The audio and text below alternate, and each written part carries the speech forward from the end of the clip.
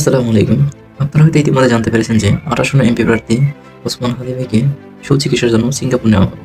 তো তাকে এখন নিয়েছে কিনা বা কখন নিবে এই বিষয়টা আজকে আমি আপনাদের মাঝে ক্লিয়ার করে দেব। তো গতকাল থেকে হাদিকে সিঙ্গাপুর নেওয়ার জন্য প্রস্তুতি নেওয়া হয়েছে। যেমন এয়ার অ্যাম্বুলেন্স ঠিক করা এবং অন্যান্য যে কাগজপত্র রয়েছে এগুলোকে সম্পন্ন করা। তবে সকাল থেকে দৃশ্যমান প্রস্তুতি তাদের ভিতরে দেখা যাচ্ছে না। অন্যদিকে ডাক্তারদের কাছ থেকে পাওয়া হাদি ভাইয়ের মস্তিষ্কের অবস্থা একটু অবনতির দিকে, তাই তাকে সিঙ্গাপুর নেওয়ার এই জন্য পুরো প্রক্রিয়া বিকেলের দিকে শুরু হবে। তো আমরা এতটুকু শিওর ধরে নিতে পারি যে হাদি ভাইকে বিকেলে সিঙ্গাপুরের উদ্দেশ্যে রওনা করা। হাদির সিঙ্গাপুর নেওয়া এবং যত চিকিৎসা খরচ কে বহন করবে। অন্যদিকে ইনকাম মঞ্চ থেকে বলে দেওয়া হয়েছে হাদির চিকিৎসার জন্য যত খরচ তারা বহন করবে।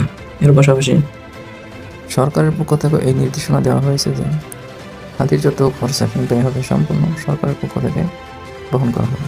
তাই যারা হাদি ভাইকে মন থেকে ভালোবাসেন তারা অবশ্যই ভিডিওটা লাইক, কমেন্ট এবং সাবস্ক্রাইব করে পাশে থাকবেন এবং আপনার মতামত কমেন্ট বক্সে জানিয়ে যাবেন।